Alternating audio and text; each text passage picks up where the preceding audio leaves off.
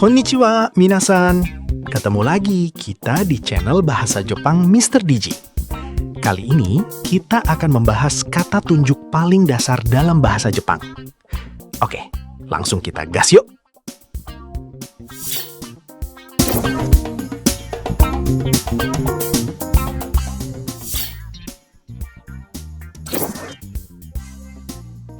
Kata tunjuk dalam bahasa Jepang terdiri dari kore, artinya ini, menunjukkan benda yang dekat dengan pembicara. Sore, artinya itu, menunjukkan benda yang dekat dengan lawan pembicara. Are, artinya itu, menunjukkan benda yang jauh dengan keduanya. Dore, artinya yang mana, adalah kata tanya. Pertama-tama, mari kita gunakan pola kalimat. Nani-nani wa, nani-nani des. Contoh, これは本です。 ini adalah buku, menunjukkan buku yang dekat dengan pembicara.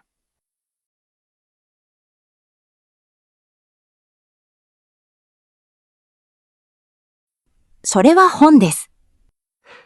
Itu adalah buku, menunjukkan buku yang dekat dengan lawan pembicara. あれは本です。 Itu adalah buku, menunjukkan buku yang jauh dari keduanya. Oke, sebelum kita bahas kata tunjuk kore, sore, are, saya terangkan dulu pola kalimat dasar yang akan kita gunakan dalam contoh-contoh kalimat berikutnya. Pada kalimat tadi, kita menemukan pola nani-nani wa, nani-nani des. Ini maksudnya apa? Ini adalah pola kalimat dasar dalam bahasa Jepang. Wa di sini sebagai partikel penanda subjek, sedangkan des adalah kopula penanda akhir kalimat.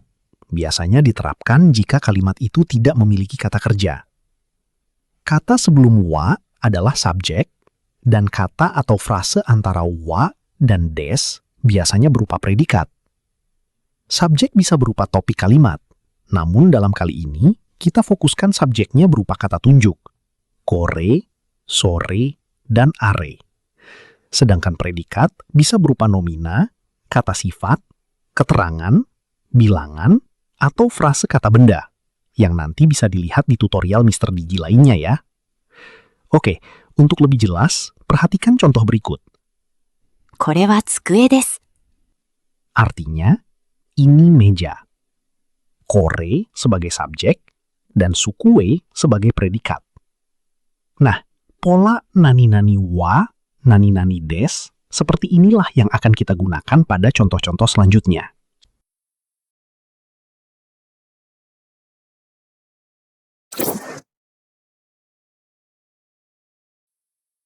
Sekarang, mari kita masuk pada bahasan kata tunjuk sebagai modifier.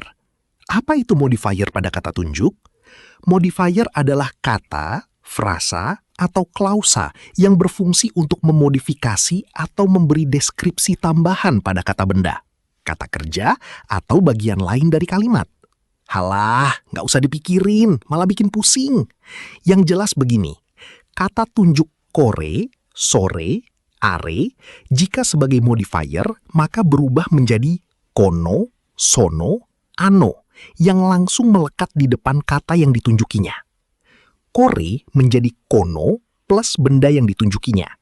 Sore menjadi sono plus benda yang ditunjukinya. Are menjadi ano plus benda yang ditunjukinya.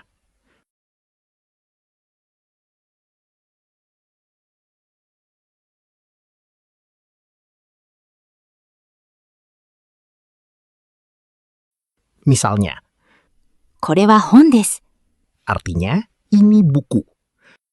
この本は私のです。 Buku ini milik saya.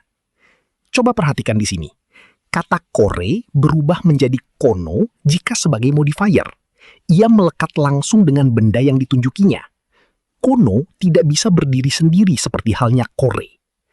Coba bedakan antara kalimat dan frase berikut. Ini buku dengan buku ini.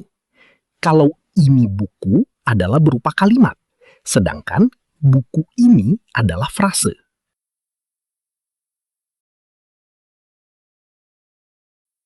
Contoh lain, これはカバンです。 Ini tas. Menjadi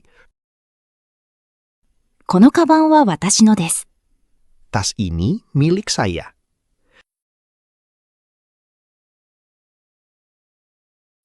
これは傘です。 Ini payung.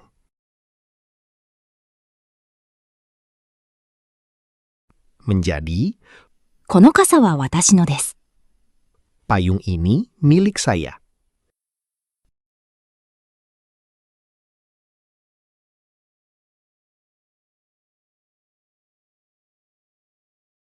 それは車です。 Itu mobil. Menjadi その車は私のです。 mobil itu milik saya.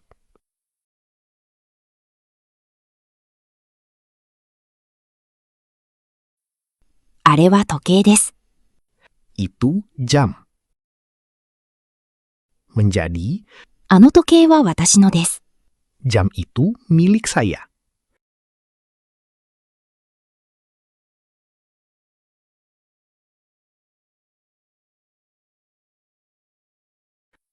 これは鉛筆です。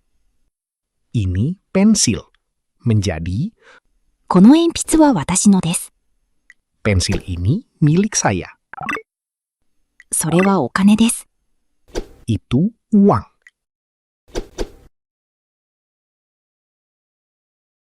Menjadi そのお金はあなたのです。 uang itu milik kamu. あれは帽子です。 Itu topi. Menjadi topi itu milik dia, perempuan.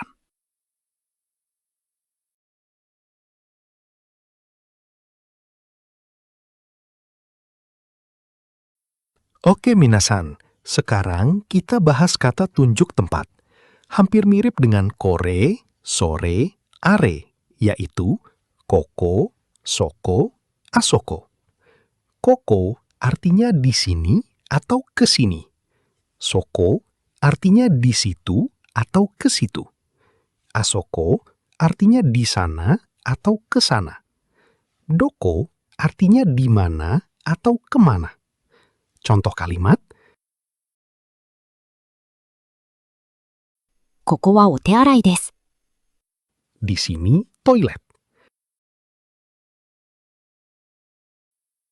そこは事務室です。 Di situ ruang kantor. あそこは教室です。 Di sana ruang kelas.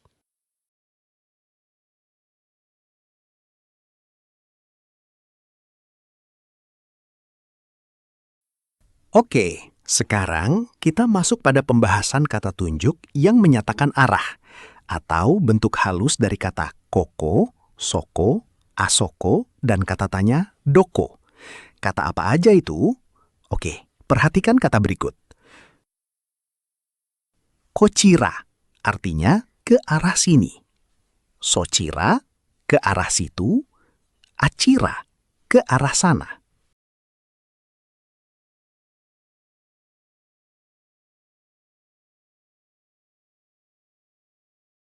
Contoh kalimatnya,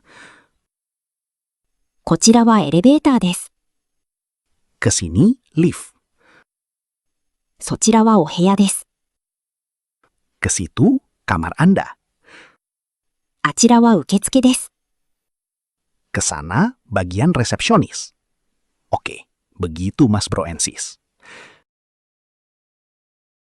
Baiklah, lalu bagaimana dengan kata tanya? Perhatikan kalimat berikut. 私の時計はどれですか？ Jam saya yang mana? Atau mana? お手洗いはどこですか？ Toilet di mana?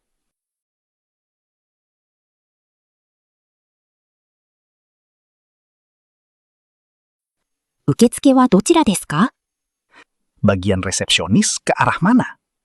Baiklah. Kemudian, perlu diingat jika kata tanya didahulukan dalam sebuah kalimat, maka partikel wa berubah menjadi ga. Perhatikan contoh kalimat berikut. どれが私の時計ですか？ Nah, di sini wa berubah menjadi ga. Begitu ya, Mas Bro and Sis? Udah capek. Sampai sini dulu ya. Ngantuk. Jangan lupa di subrek, di like, dan di komen. Jamatane.